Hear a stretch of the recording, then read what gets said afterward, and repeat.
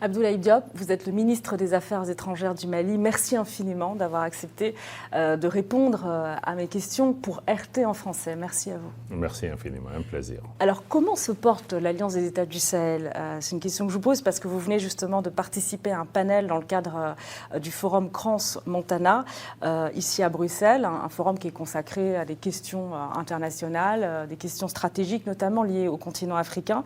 Alors, sur quoi les discussions ont porté? Comment se sont déroulées les discussions lors de ce panel? C'était assez intense. Bon, c'était assez intense, mais aussi assez intéressant pour nous parce qu'il y avait beaucoup de demandes ou en tout cas de besoins de la part de nos auditeurs, ou en tout cas des participants, de mieux comprendre la dynamique de l'AES. Il y avait certainement aussi de notre côté une nécessité de pouvoir vraiment parler de l'AES nous-mêmes et qu'ils puissent entendre de nous-mêmes notre vision pour nos pays, nos préoccupations et dans quel sens nous voudrions avancer. Et je pense que les discussions nous ont permis quand même de réaliser que l'AES n'est pas un épiphénomène, même s'il a été créé en réponse à une menace existentielle contre nos pays.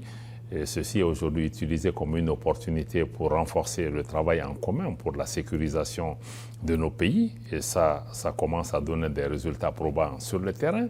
Et que partant de cette situation sécuritaire améliorée, nous allons maintenant vers le renforcement de l'intégration économique et commerciale entre les trois pays avec des projets structurants et aller vers une intégration des peuples et répondre aux aspirations de nos populations, notamment les jeunes, les femmes, en créant les conditions d'une prospérité partagée. Est-ce qu'il y a eu un consensus lors du panel justement sur cette question des résultats que vous obtenez sur le terrain contre l'insécurité ? Bon, on n'a pas été spécifiquement contredit par rapport à ça, mais je pense qu'il y a des faits réels. Si je ne prends que la situation du Mali en particulier par rapport au succès qui a été obtenu à Kidal, qui est une des régions du Mali qui pendant 10 ans n'était pas sous contrôle de l'État, malgré la présence importante de forces internationales françaises comme celle des Nations Unies, et que l'État malien, avec ses investissements, le renforcement des capacités et les partenariats que nous avons développés nous ont permis aujourd'hui de faire en sorte que non seulement Kidal revienne dans le giron de l'État malien, aujourd'hui l'État malien contrôle l'ensemble de son territoire national. Ça, c'est un fait. Bon, il y a aussi une coopération sur le terrain avec le Burkina, avec le Niger. Et aujourd'hui, dans beaucoup de localités, y compris au Mali, certains groupes terroristes, ou en tout cas certains terroristes, viennent même se rendre aux autorités. Et si on regarde le niveau d'ensemble de sécurité dans la région, au Mali, par exemple, dans la région de Mopti, il y a 2 ans ou un peu moins, il y avait des massacres intercommunautaires, des gens mouraient par centaines. Je pense que toutes ces situations sont aujourd'hui derrière nous.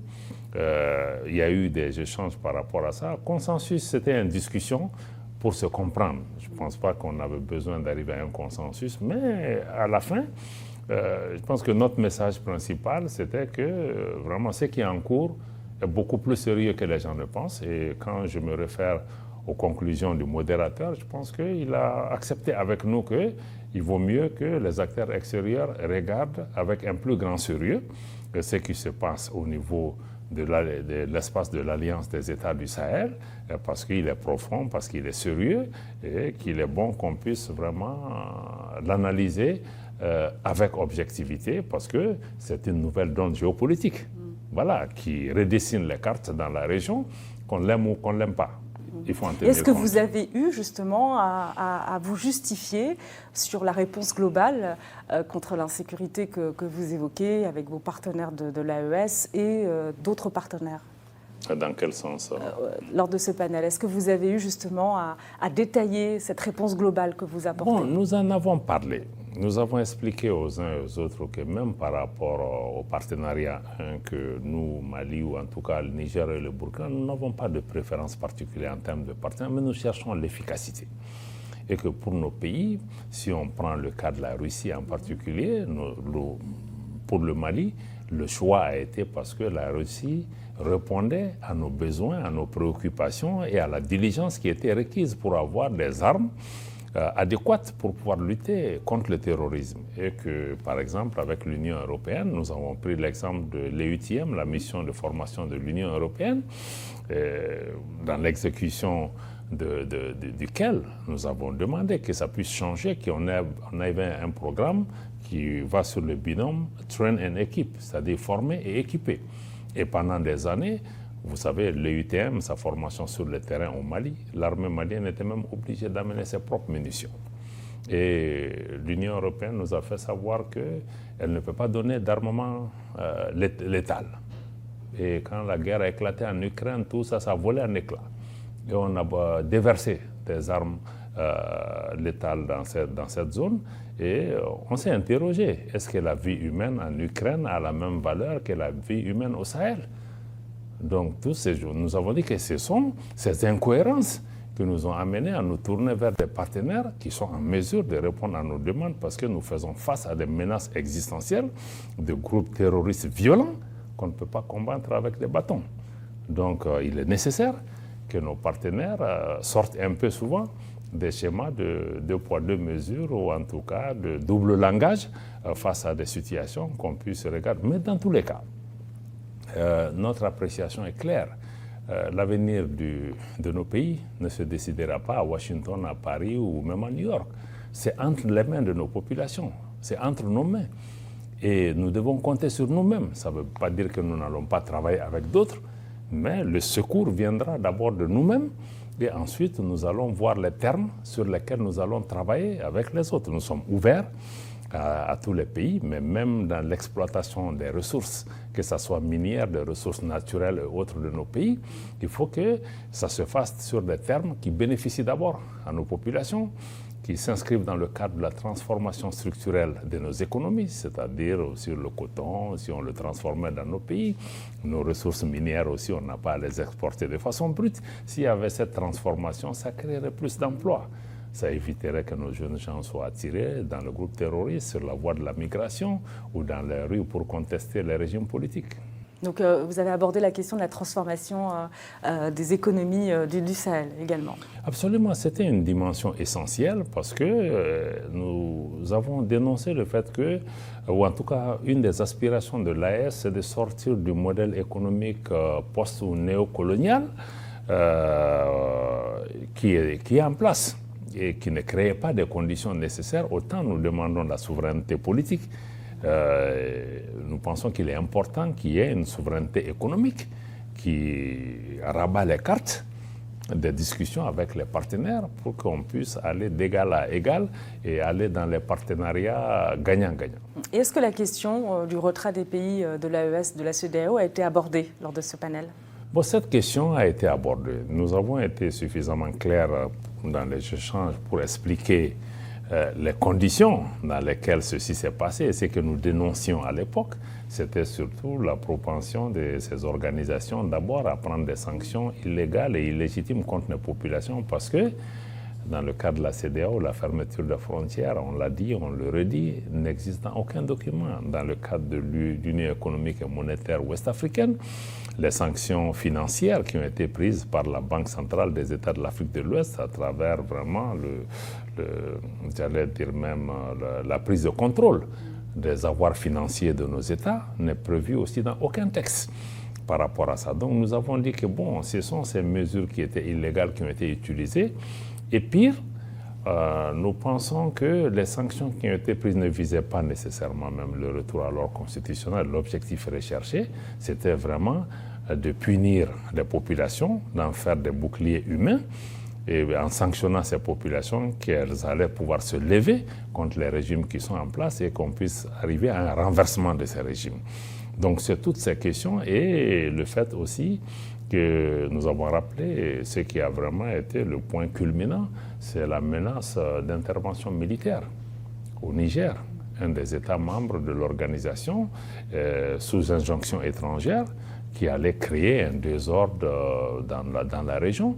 Pour un pays, comment on peut attaquer une armée dans un pays qui lutte depuis plus de 10 ans contre le terrorisme, mais c'était vraiment avoir la libre circulation des terroristes au lieu de l'avoir la libre circulation des personnes et que nos pays, Mali et Burkina, ont décidé d'entrer en guerre si cette menace se matérialisait. Ce qui a stoppé cette menace, mais ça a affecté la crédibilité et la confiance de nos pays en ces organisations qu'elles n'étaient plus en tout cas dans une posture de défendre nos populations, de défendre nos intérêts, et qu'elle présentait désormais une menace. Mais nous sommes sortis juste dans l'analyse de cette situation et de la réponse à la CEDEAO, et en allant vraiment en disant que l'AES, c'est vrai, a été créée dans une situation qu'on peut considérer comme elle était contre une mesure, elle s'est élevée contre quelque chose, mais aujourd'hui nous travaillons pour nos pays, pour notre souveraineté, pour renforcer l'intégration économique et commerciale entre nos pays, mais pour aussi travailler à matérialiser l'idéal d'intégration qui ne nous a jamais quittés. Le Mali, justement, le Burkina, il y a un sommet Niger. très bientôt de la CEDEAO, le 7 juillet prochain. Est-ce que vous allez vous intéresser justement à ce rendez-vous? Et que pensez-vous des initiatives? Il y a eu celle du président sénégalais justement pour tenter de convaincre les pays du Sahel de revenir au sein de la CEDEAO, qui finalement ne renonce pas au Mali, ne renonce pas au Niger, ne renonce pas au Burkina Faso. Il y a comme une forme de regret. Moi, je pense que nous saluons toutes les voies, tous les efforts qui sont faits dans la région pour essayer d'avoir un dialogue, une meilleure compréhension entre les pays de l'AES et les autres pays de la CEDEAO, parce que nous appartenons au même espace géographique et que nous sommes condamnés à vivre ensemble et que nous devons créer les conditions par rapport à cela. Mais ceci étant dit, nous pensons qu'il est important que les gens réalisent que ce qui est en cours au niveau de l'AES n'est pas un épiphénomène. C'est un engagement sérieux de ces pays qui ont pris une voie, qui ont décidé de se mettre ensemble. On ne s'est pas mis ensemble aussi par accident, parce que l'espace de l'Iptako-Gourma, si vous le savez, c'est un espace géographique, culturel, climatique qui est commun à nos pays avec une certaine homogénéité, y compris au sein de nos populations et même du point de vue de la culture. D'ailleurs, avant l'Alliance des États du Sahel, il y a une organisation qui existe encore qui s'appelle l'Autorité de l'Iptako-Gourma. Donc cet espace existait, que certains ont appelé espace des trois frontières. Donc nous avons décidé d'utiliser cet espace pour, 1, la sécurité, 2, renforcer l'intégration économique et commerciale et les projets structurants entre nos pays, et 3, faire en sorte que nos pays puissent parler d'une seule voix. Et cette option qui a été prise est une option sérieuse et s'inscrit dans la durée. Donc il est important que toutes les initiatives qui se manifestent prennent en compte la décision de ces pays de continuer sur cette voie, mais en n'excluant pas de parler aux autres. Le dialogue, on est obligé parce qu'on est condamné, parce que personne ne va déménager de cet espace. Nous devons pouvoir travailler pour trouver les conditions d'une coexistence de l'AES avec d'autres organisations. Alors justement, quel rôle est amené à jouer l'AES en faveur de l'intégration régionale? L'AES préfère d'abord se consacrer sur l'intégration en son sein d'abord et pouvoir réaliser nos différents projets, d'arriver à une confédération entre nos trois États qui va préfigurer de l'existence d'une fédération, mais quelque chose de façon pragmatique qui tire les leçons d'expériences précédentes par rapport à cela. Mais la géographie est une donnée intangible. Nous sommes liés physiquement à tous ces pays, que ce soit dans le cadre de l'AES ou sur le plan bilatéral. Nous allons devoir nous asseoir avec les pays qui sont autour de nous pour trouver des modalités touchant à la circulation des personnes, à la réalisation des projets, quoi qu'il en soit. Parce que certains aussi ont dit ça, nous avons répété dans le panel, que même notre enclavement n'est pas une condamnation à mort, loin de là. Il faut le voir différemment. Nos pays dépendent les uns des autres. On a indiqué que oui, ils disent que oui, 3 pays enclavés qui se mettent ensemble, pays pauvres, tout ça, il faut sortir de ce narratif. On dit, mais si un pays qui a un port comme le Togo, par exemple. Le Togo, ou Côte d'Ivoire, ou Bénin, etc. Mais c'est parce qu'il y a un pays enclavé qui utilise ton port. S'il ne l'utilise pas, nous, on est des clients. Aujourd'hui, dans nos pays enclavés, nous avons tous ces ports autonomes qui ont des succursales pour venir démarcher les gens. Et puis, en plus, il y a des pays, même non CEDEAO, qui viennent aussi nous faire des offres par rapport à cela. La Suisse est un pays enclavé. Elle vit et c'est un pays très riche. Donc, je pense que prendre ça comme un épouvantail pour faire peur aux gens ne marchera pas. Donc, nos pays ont existé avant ces organisations, elles vont exister après. Donc, je crois qu'il faut qu'on regarde vraiment de façon froide et pragmatique les interdépendances, les liens qu'il y a entre les pays et comment on peut travailler ensemble sur nos différents programmes. Et je pense que nécessairement, il faut intégrer qu'il y a une nouvelle donne géopolitique dans la région. Il y a une reconfiguration. Et cette reconfiguration va amener à revoir toutes les cartes. Maintenant, elle va nous amener vers quoi? Personne ne sait. Mais au niveau de l'AES, nous avons pris un chemin que nous connaissons. Nous allons nous concentrer sur ce chemin. Il appartient aux autres aussi de faire leur travail. Alors vous parlez d'interdépendance, c'est le cas aussi entre le Niger et le Bénin. Hein. D'ailleurs, le port de Cotonou qui dépend beaucoup de son voisin nigérien. Je voudrais, c'est ça la dernière question, avoir votre sentiment sur les tensions quand même qui sont en cours au sein même de l'AES. Il y a des tensions donc entre le Niger, oui, tensions entre le Niger et le Bénin. Et puis mais ça, c'est pas une tension au sein de l'AES. Non, c'est pas au sein de l'AES, mais ça touche un pays de l'AES. Oui. Voilà. Je voudrais votre regard sur ces points de tension. C'est vrai que l'AES, nous sommes dans un ensemble où nous avons la solidarité avec nos différents États membres. Mais au-delà de cela, je ne veux pas particulièrement m'inscrire à commenter des actions ou une situation qui est en développement entre deux pays. Je suis certain qu'avec les échanges qui sont en cours, on arrivera à trouver les solutions nécessaires. Mais il est indispensable que nos pays puissent aussi respecter leurs engagements et faire en sorte que les pays enclavés ne soient pas punis.